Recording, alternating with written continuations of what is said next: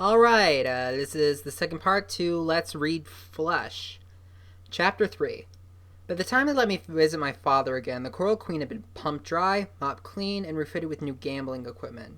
I was hoping Dad wouldn't ask about it, but he did. "No way!" he exclaimed when I told him that Dusty Muleman was back in action.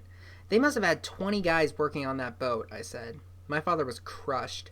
"I should have taken it out and sunk it in Hawk's Channel," he muttered, "or the Gulf Stream." Luckily, we were alone in the interview room. I assumed that my father had convinced the big jowly deputy, and probably everybody else at the jail, that he was harmless and fairly normal. He was good at that. "Mama heard you might get transferred to the stockade in Key West," I said. "Not anymore," Dad reported in a confidential tone. "The lieutenant here likes me. I'm teaching him how to play chess." "You play chess?" "Shh," my father said. "He thinks I do." "Hey, how's Abby?" "All right," I said. "Tell her to hang in there, Noah. She says that you need professional help." Dad sat back and chortled. "That's our girl. Did you go see Lice Peking?" I described my visit to the trailer park. My dad wasn't surprised that Lice turned down the old truck and wanted money in exchange for providing evidence against Dusty Muleman. "Dad, how are we going to pay him when we're flat broke?" "Excellent question," my father said. "See if Lice will take my bonefish skiff. It's worth 10 or 12 grand at least." Secretly, I'd been hoping that one day Dad would give me that boat. It was an original Hell's Bay with a 60-horse Merce, a really sweet ride. Sometimes, late in the afternoon, my father would take me and Abby out fishing. Even if the snappers weren't biting, we'd stay until sunset, hoping to see the green flash on the horizon. The flash was kind of a legend in the Keys. Some people believed in it, and some people didn't. I've actually been to the Florida Keys, and I had never heard of the green flash. Dad claimed he'd actually witnessed it once, on a cruise to Fort Jefferson. For our fishing expeditions, either Abby or I always brought a camera, just in case. We had a stack of pretty sunset pictures, but no green flash. "You sure you want to give away the skiff?" I asked. "What the heck, it's the best we can do," Dad said. "I guess so." I tried not to sound too bummed. "Hey, did you meet the famous Shelley?" "Yeah, she's kind of scary," I said. "Lice said he stole her from Dusty." "What did he mean exactly?" I figured it was one of those "I'll explain it to you when you're older" questions that my dad would brush off, but he didn't. "Shelley was Dusty's second or third wife, after Jasper Jr.'s mother," he said. Then he paused. "Actually, maybe they were only engaged to be married. Anyway, one day she got fed up with Dusty and moved in with Lice." I wondered how miserable Life of the Mulemans must have been to make Lice Peking look like a keeper. "Dad, when are you coming home?" I asked. "After the trial," he replied. "The plan was to use his big day in court to expose Dusty Muleman's illegal polluting. But Mom says you can bail out and come home and still have your trial later." I said. "No, I need to stay here and show that I'm totally committed to this cause. You know how many jails around this world are full of people who spoke up for what they believed in and lost their freedom? Lost everything that they had?" "Look at Nelson Mandela," my father said. "He spent 27 years in a South African prison." 27 years, Noah. A couple of weeks won't hurt me. But Mom misses you," I said. That seemed to catch him off guard and take the steam out of his big speech. Dad looked away. "It's a sacrifice, I know," he said. "I wish it didn't have to be like this."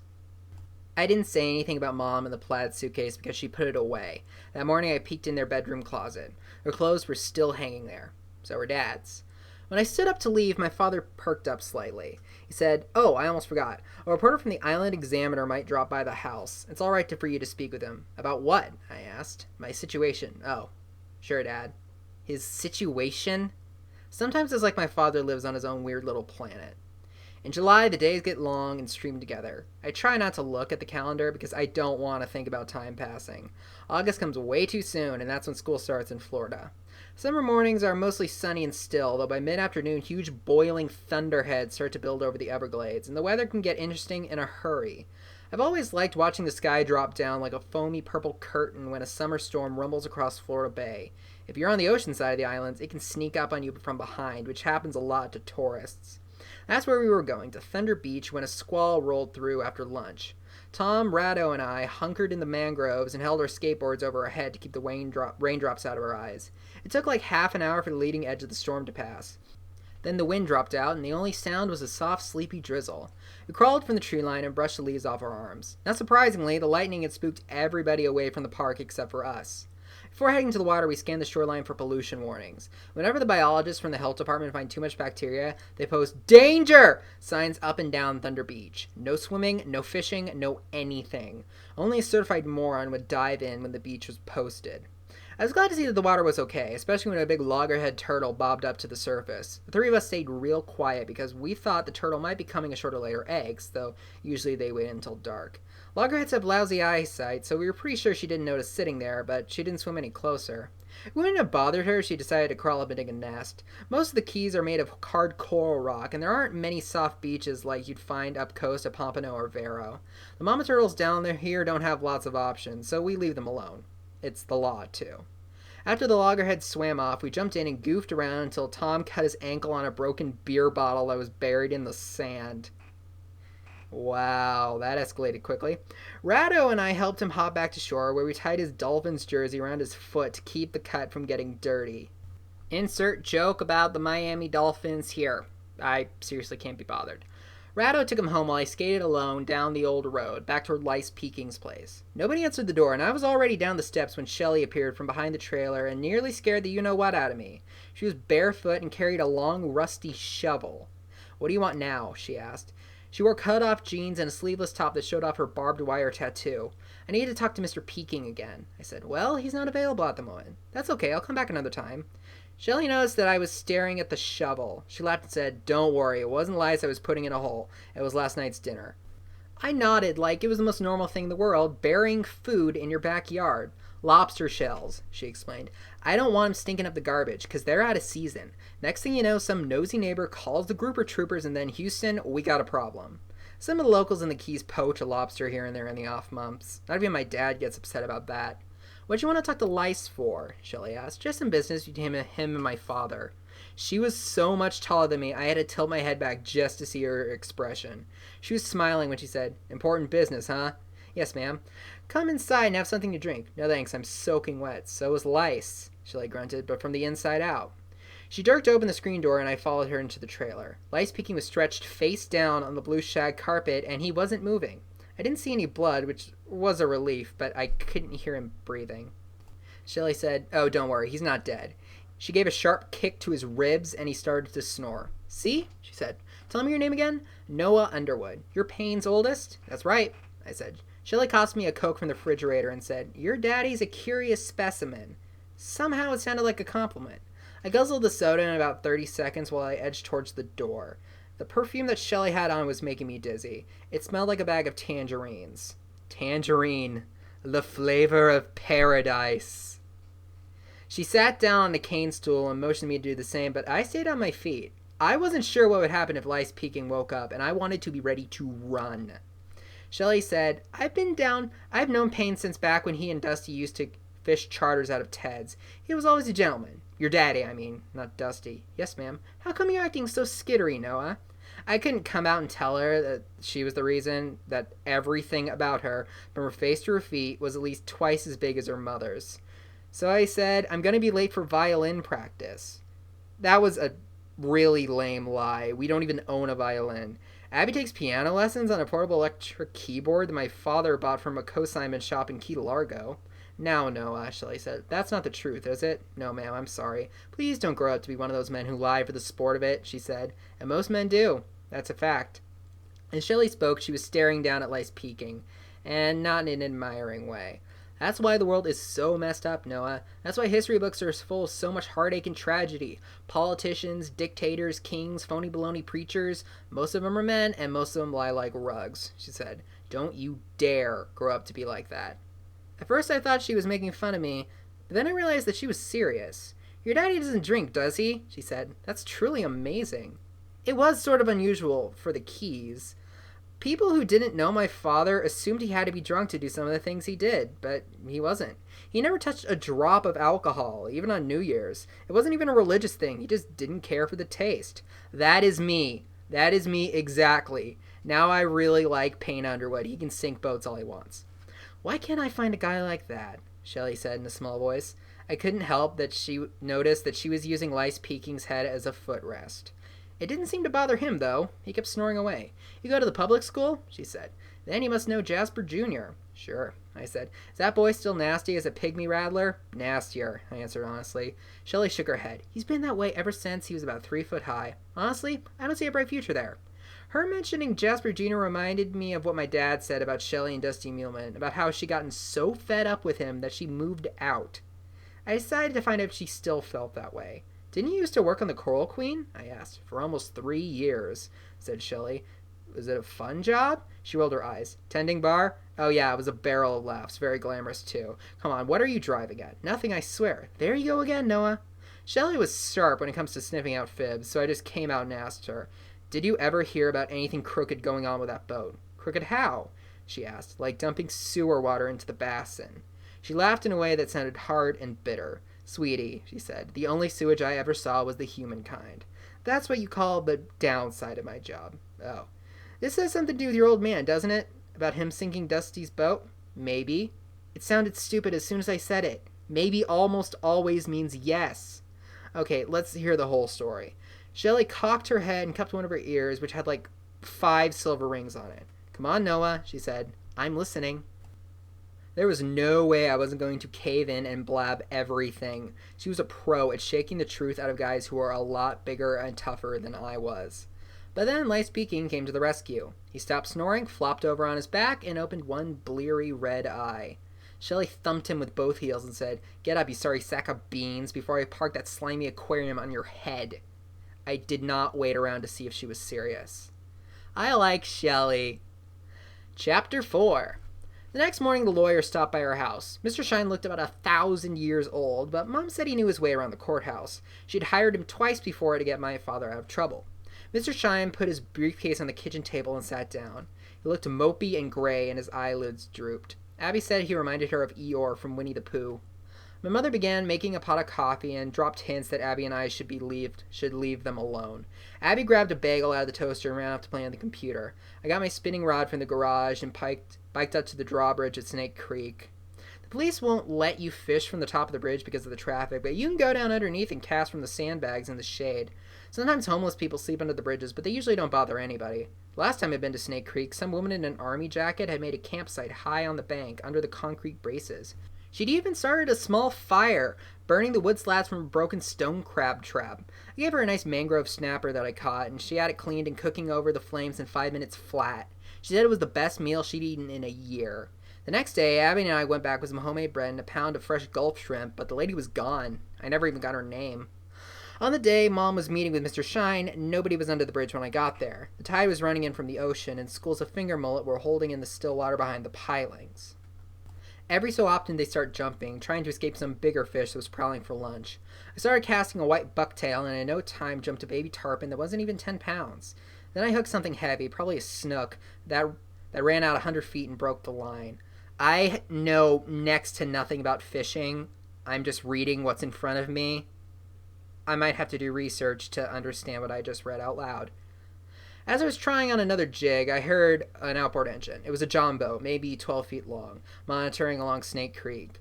2 people were in the boat, and as I drew closer, I recognized them as Jasper Jr. and an older kid named Bull. They spotted me right away. I probably should have taken off, but I was really enjoying myself fishing under that bridge. So I set down my spinning rod and watched Jasper Jr. nose the john boat into the shallows. Bull was in the bow. He climbed out first and looped a rope around one of the pilings. He's a hefty guy, but that's not how he got his nickname. People call him Bull because you can't believe a word he says. He started dating Megan Trainor recently and has regretted it ever since. For instance, he told everybody at school he was dropping out to play Double-A ball for the Baltimore Orioles. This is at age 16, right? We all knew that Bull couldn't catch a pop fly if it landed in his lap, so we weren't exactly surprised to see him bagging groceries that spring at the Winn-Dixie. After Bull tied off the john boat, he called up to me. Hey, Buttface, you better run for your life. Jasper's got a spear gun. Yeah, right, I called over. When Jasper Jr. hopped out of the boat, I saw that he didn't have a spear gun or any weapon. Even so, running away would have been an excellent idea. I just didn't feel like it. Jasper Jr. walked up and asked, What are you looking at? Absolutely nothing, I said with a straight face. I told you I was going to find you, didn't I? I knew that Jasper Jr. wasn't looking for me at Snake Creek. He and Bull were heading out to poach lobsters or pull some other mischief. But I played along. Well, you found me. Now what? That's when he socked me in the right eye. It hurt, too. Jasper Jr. seemed surprised that I didn't fall down. So was Bull. He said, You got a hard head for a butt face. The way that my cheekbone was throbbing, I figured that Jasper Jr.'s knuckles weren't feeling so good either. He was trying to act like a tough guy, but I noticed that his eyes were watering from the pain. I probably could have knocked him flat, but I didn't. Yeah, I'm sure. My father's a large man, very strong, but he says fighting's for people who can't win with their brains. He also says there are times you got no choice but to defend yourself from common morons. If Jasper Jr. had taken another swing at me, I definitely would have punched him back. Then Bull would have beaten me to a pulp and the whole thing would have been over. But Jasper Jr. didn't hit me again. Instead, he spit in my face, which was worse in a way.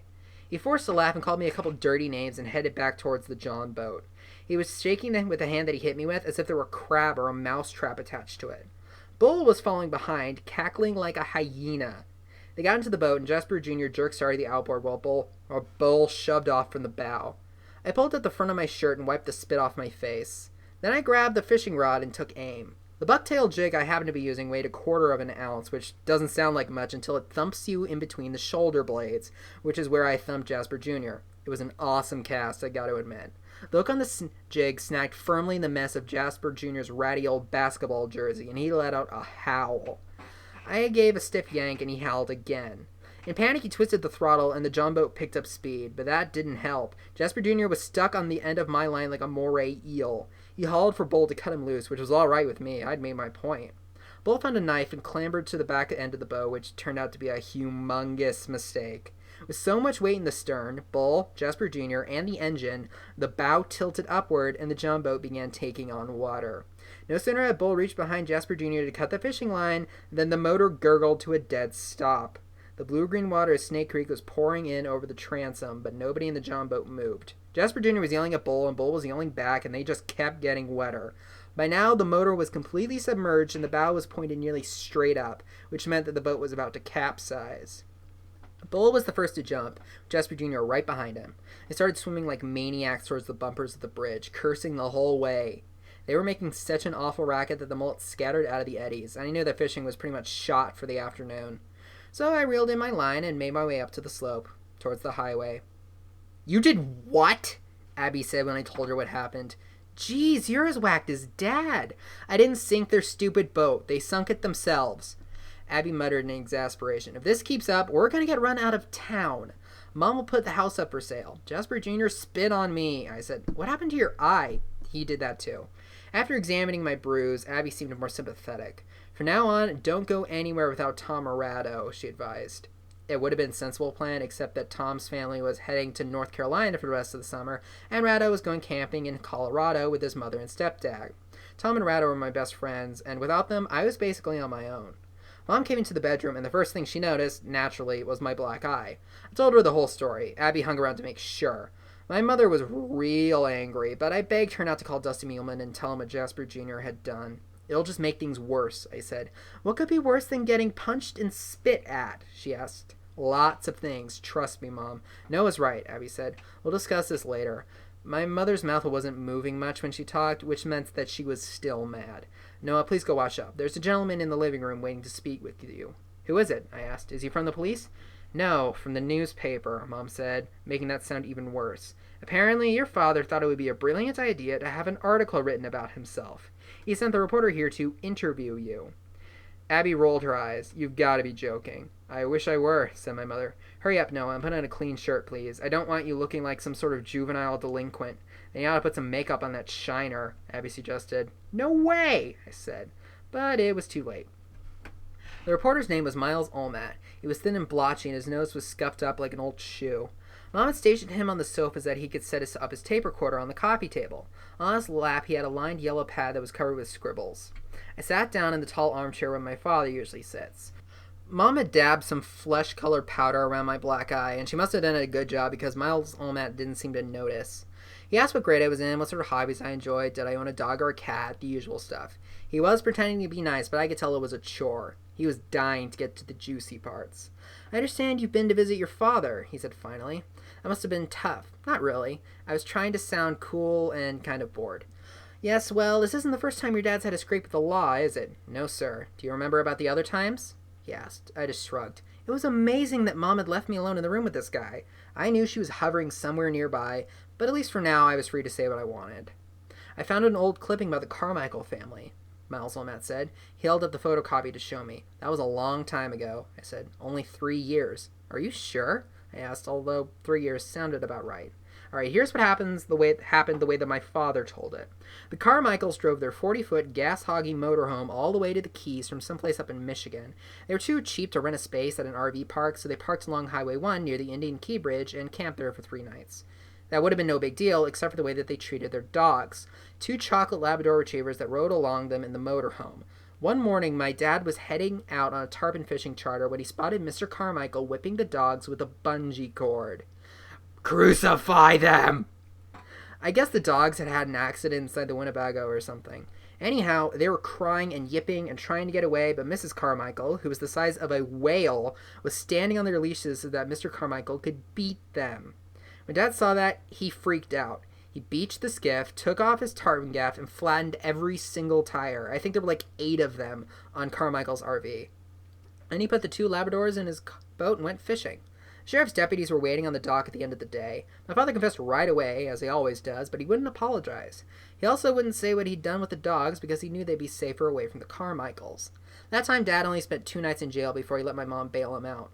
Eventually, he pleaded guilty to vandalism and, I guess, dog napping, although he agreed to pay for Labradors and a new set of Winnebago tires. Later, we found out that Dad probably would have beaten the charges because the Carmichaels had refused to come to the Keys for a trial. They wrote a letter to the judge saying that my father was a raving lunatic and they were scared to be in the same county with him, which was ridiculous. Anyway, my dad said that running those puppy-whipping lowlifes out of the islands was worth the legal hassle. A public service is what he called it. The 2 chocolate labs ended up with some friends of ours, nice people who run an Italian restaurant down in Marathon. I listened while Miles Olmert went through the whole story again. Dad just lost his temper, I said when he was done, but those people were doing things that were wrong. It's against the law to treat animals like that. Miles Olmert wrote that down on the pad, which made me nervous. So did the tiny green light blinking on the tape recorder. Dad's just got to work on his self-control, I added. Are you ever afraid of him? I burst out laughing. That was such a lame question. Afraid of my dad? Are you serious? Well, no, you've got to admit, Miles Olmert said. His behavior has been erratic. Unpredictable, I mean. I knew perfectly well what erratic meant. Dad wouldn't hurt a flea, I said firmly. Yeah, but would he hurt a human who would hurt a flea? That's when Mom breezed in to refill Miles Olmert's coffee cup, or at least that was her excuse. How's it going, fellas? She asked. Just fine, Mrs. Underwood, said Miles Olmert. Noah's a bright young man. I felt like sticking my finger down my throat. Mom flashed her fake polite smile and said, yes, we're very proud of him. She hung around for a little bit, making small talk until the phone rang in the kitchen. As soon as we were alone again, Miles Olmert leaned forward and said, Noah, can you tell me about the incident with Derek Mays? Not much. I was sure he already knew the whole story. Everybody in the Upper Keys did. And what he didn't know, he could have found out from the Coast Guard files. Derek says that he was afraid for his life, Miles Olmert said. Maybe he was just afraid of getting busted. Here's what my dad said had happened. He was out bone fishing with 2 doctors from New Jersey when he spotted Derek Mays stringing a gill net near Little Rabbit Key. Gill nets were outlawed in Florida a long time ago because they kill everything that gets in them. Not just the bait fish, but the sharks, the reds, snook, tarpon, turtles, you name it, it dies. To make things worse, the island where Derek Mays was poaching was deep in the Everglades National Park, which was totally protected, or supposed to be. When he spotted my dad, Derek hauled in the gill net and made a run for it. Dad's skiff is really fast, and it didn't take long for him to catch up. Derek refused to stop, so my father leaped right into the boat. Then it turned into a wrestling match, and things got ugly. By the time the park rangers arrived, Dad had wrapped up Derek in his own gill net, like a big dumb mullet. But here's the part that really got to me. Not a darn thing happened to Derek because none of the rangers actually witnessed what he was doing at Little Rabbit. Meanwhile, Dad gets accused of, assault, and the government takes away his captain's license because, they said, he endangered the lives of his customers by chasing after Derek at high speed. Of course, the 2 doctors in Dad's boat said they never had so much fun, but that didn't count for much with the Coast Guard. And that's why my father had to start driving a cab. Miles Olmert said, there seems to be a pattern to these episodes, wouldn't you say? It's not like it happens every day, I said. This guy was definitely getting on my nerves. I was sort of annoyed at my father for choosing me to be the one for the interview. The only reason I knew was that Mom refused to do it. Let's talk about what happened to the Coral Queen, said Miles Olmert, and then he droned through that whole story. He told me the Dusty Muleman denied flushing polluted water from his gambling boat, which was no surprise. Why would he ever admit to it? He threatened to sue your father for slander, Miles Olmert said. What's that? It's what happens whenever somebody at MSNBC talks. Ayo! Saying something bad about a person that isn't true. Dad doesn't lie, I said. He might do some crazy stuff, but he always tells the truth. Are you proud of him, Noah? That was a tricky one. I wasn't proud that my dad was sitting in jail, but I knew that he was a good person. Even when he flies off the handle, at least he's fighting for something close to his heart. Too many people these days, they just turn their backs and close their eyes, pretending that everything in the world is wonderful. Well, it's not. I am proud of my father, I said to Miles Olmad, for standing up for what he believes. But, like I said, once in a while he just goes too far. Miles Olmad jotted down every word. Your dad said he considers himself a political prisoner. Would you agree with that? Political prisoner? I thought. Give me a break. I knew Mom wasn't eavesdropping because she would have blown a fuse. I don't know much about politics, I said carefully, but he's definitely a prisoner. I do know a little bit about politics. He's not a political prisoner. Like, your dad is no. Miles Olmad seemed to think that was very funny. He wrote it down, closed his notebook, and then switched off his tape recorder. Thank you, Noah. That was perfect, he said. Then he shook my hand and skittered out the front door. My mother was still on the phone in the kitchen. She gave me a thumbs-up signal when I came in to grab some cookies. On the way to my room, I stopped outside Abby's doorway and listened. She was crying, which got me worried because my sister hardly ever cries. I opened the door to check on her.